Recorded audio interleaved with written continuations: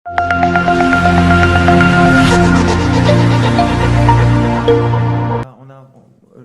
j'ai des regrets sur ce match, c'est surtout le début de match.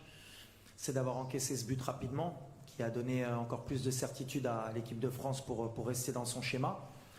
On avait dit que s'ils nous laisseraient le ballon, on le prendrait. Ils nous l'ont laissé, mais on a fait trop d'erreurs techniques à ce niveau-là pour pouvoir, en tout cas en première mi-temps, leur poser des problèmes. En deuxième mi-temps, on a été un peu plus, on va dire, adroit. On a moins perdu de ballon, on leur a posé des problèmes, on s'est créé beaucoup de situations.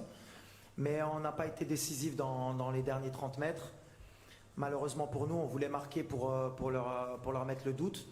Et après, avec une équipe comme la leur, avec les talents qu'ils ont offensivement, on sait qu'on peut être puni à tout moment. Et c'est ce qui s'est passé sur le deuxième but. Le deuxième but, il nous a un peu cassé les jambes, mais on est resté debout. On a essayé d'aller jusqu'au bout pour marquer ce but qui pouvait nous faire espérer. Mais félicitations à l'équipe de France. Je l'avais dit avant le match que c'était une grande équipe. Avec peu de choses, ils sont capables de gagner. Mais où je suis content, c'est que sur l'impact dans le rythme, malgré les blessés, malgré la fatigue, on nous promettait d'être fatigués, mais les joueurs au moins ils ont donné le maximum. Et je pense qu'on les a fait douter par moments. Et déjà ça pour nous c'est extraordinaire. Après, pour anticiper un peu les questions, sur une compétition comme la Coupe du Monde de très très haut niveau, pour essayer d'aller la gagner, je pense que la marche a été un tout petit peu trop haute pour nous.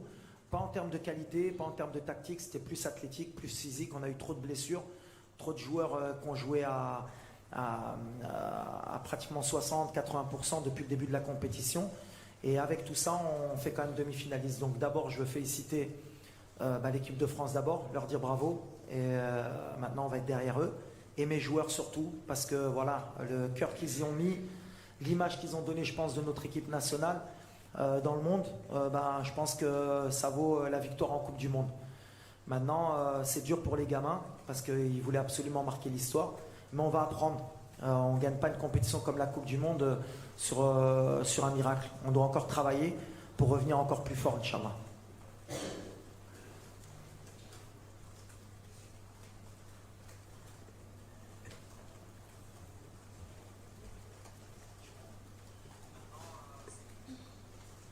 Hi, I'm Marlon from NRK.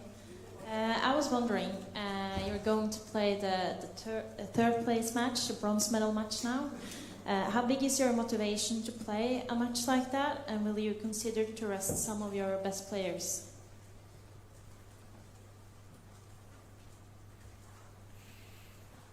Oui, c'est une finale, une petite finale. Ça va être difficile pour nous, surtout mentalement. Déjà, on a beaucoup de blessés, on finit sur les rotules.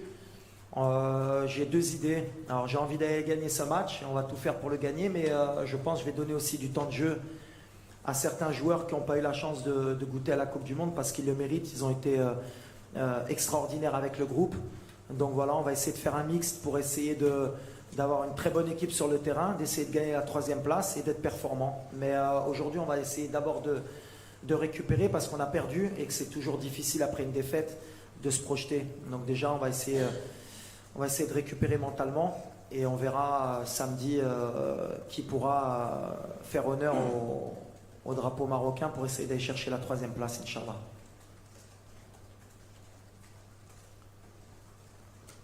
We don't... in the middle here, please.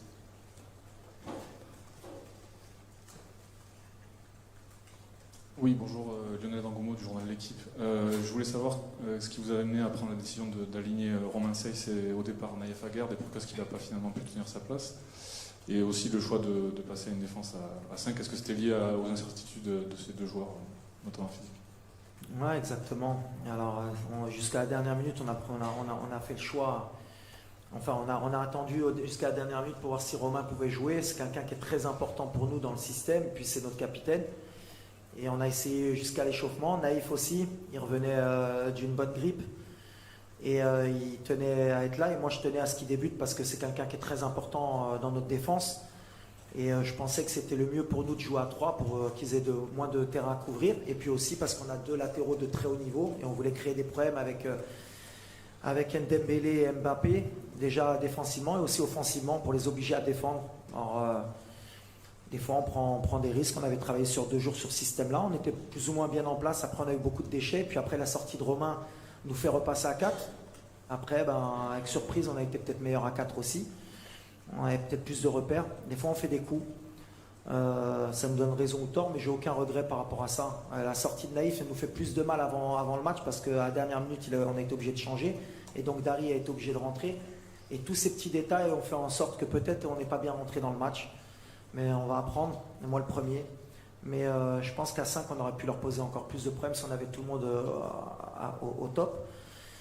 Mais la sortie de Romain nous fait mal, mais en même temps, après en deuxième mi-temps, on a été bien dans notre système, mais pas de regret. C'est l'idée, c'était d'aussi soulager Romain dans l'axe pour qu'il n'ait pas trop de courses à faire. Bonsoir, Dominique Serac du Parisien, bravo pour votre parcours. Vous avez dit on sera derrière l'équipe de France. Comment vous voyez cette finale France-Argentine, vous ? Je la vois équilibrée. Après, deux manières de voir le match. L'Argentine a repris confiance. Ils ont un Messi qui est au top, mais je pense que c'est un match qui va leur aller. Ils défendent très bien. Didier a fait un super boulot. Ils savent ce qu'ils veulent faire. Ils acceptent justement ce que nous, on n'a pas accepté aujourd'hui. C'est-à-dire on a repris le ballon et ils nous ont fait mal sur les pertes de balles. Et la France sait très bien le faire. Ils ont beaucoup plus d'expérience. Je pense qu'avec des joueurs aussi rapides, avec les joueurs de talent, avec la profondeur de banc, ça va être bon du 50-50. Mais la France peut faire un doublé historique. Et quand on voit ce que fait la France depuis les 20 dernières années, on peut dire qu'aujourd'hui c'est le pays le meilleur au monde en termes de football. Et moi je suis fier parce qu'aussi j'ai grandi en France et de faire partie de cette école. Et aujourd'hui, des fois on critique le football français, on critique les coachs français, mais la réalité c'est qu'au haut niveau, les joueurs français c'est les meilleurs et l'équipe nationale c'est la meilleure aujourd'hui. Maintenant, une finale c'est toujours du 50-50. Messi il sait que c'est sa dernière aussi chance de gagner la Coupe du Monde. Mais moi j'aime bien le petit Mbappé, ça me ferait plaisir qu'il gagne la Coupe du Monde parce que on disait que c'était peut-être le nouveau Pelé, puis en gagnant cette Coupe du Monde, il se rapprocherait de ce qu'a fait Pelé. Il ne faudrait pas qu'il ait trop de pression justement et qu'il joue libéré. Mais voilà. Puis on aimerait bien qu'il gagne pour dire qu'on est perdu contre le champion du monde aussi. Ça nous ferait peut-être un peu plus de bien.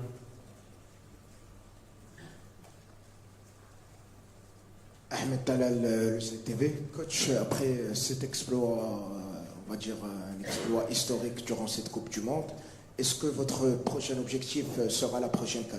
Merci.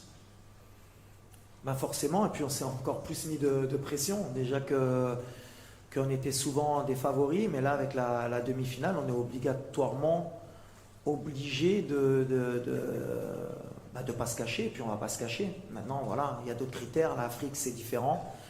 On va être attendu, mais on a un an pour se préparer. Déjà, je pense qu'on va mettre un peu de temps pour digérer cette compétition. Heureusement que le prochain rassemblement, c'est en mars.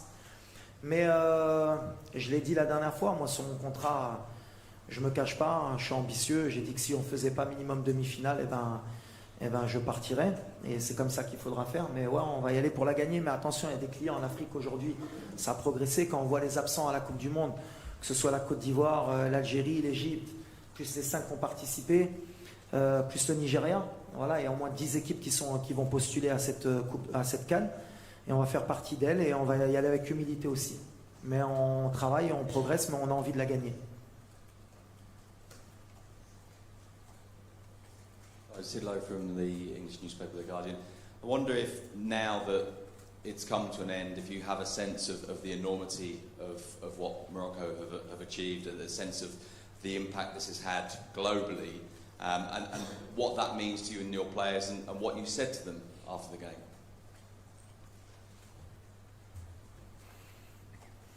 Bon, on sentait quand même avant qu'on avait fait un exploit, parce qu'aujourd'hui, on est dans un monde de communication qui est important, donc via les réseaux sociaux, via la télé, via tous les images qu'on nous a envoyées, on a bien compris que déjà dans notre pays, tout le monde était fier de nous. On est déçus pour le peuple marocain aujourd'hui parce qu'on voulait les faire rêver jusqu'au bout. Maintenant, on va digérer aussi parce que, en fait, c'est compliqué. On est heureux d'avoir fait ce parcours, mais on sent qu'on n'était pas non plus aussi loin d'un très grand exploit. Mais ces petits détails qui font qu'on peut être champion du monde, aujourd'hui, on l'a quand même ressenti que les petits détails sont très importants. La profondeur de banc, arriver à 100% en demi-finale, c'est ce qu'on n'a pas su faire. Après, ce que j'ai dit aux joueurs, c'est que j'étais fier d'eux. que Sa Majesté aussi était fier d'eux, le peuple marocain était fier d'eux, et je pense que le monde est fier d'avoir vu une équipe du Maroc comme celle-là, parce qu'on a joué avec notre cœur, on n'a pas démérité, et on s'est battu jusqu'au bout, et c'est les valeurs du football qu'on voulait partager. Et on a, je pense, non seulement donné une belle image du Maroc, mais une belle image du football africain. Et ça, c'était important pour nous aussi, parce qu'on était déjà un représentant de notre pays, mais de notre continent. Et aujourd'hui, je pense que voilà, je ne pouvais pas dire qu'on va être respecté plus que ça, parce qu'on était respecté, mais au moins on a montré qu'on pouvait être au niveau dans ces compétitions, et ça c'est merveilleux. Mais il faudra confirmer.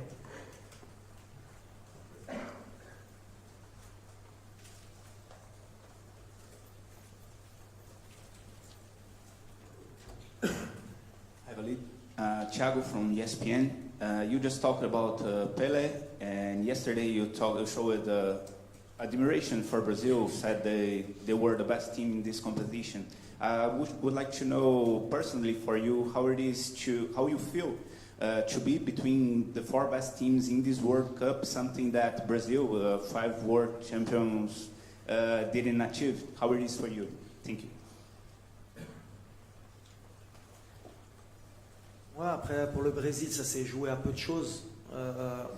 Quand on est amoureux du football, on est forcément amoureux du Brésil. Et pour un homme comme moi qui a connu les grandes équipes du Brésil, on a toujours envie de les voir aller loin. Mais ils reviendront, les grandes équipes et les grands pays de football reviennent toujours.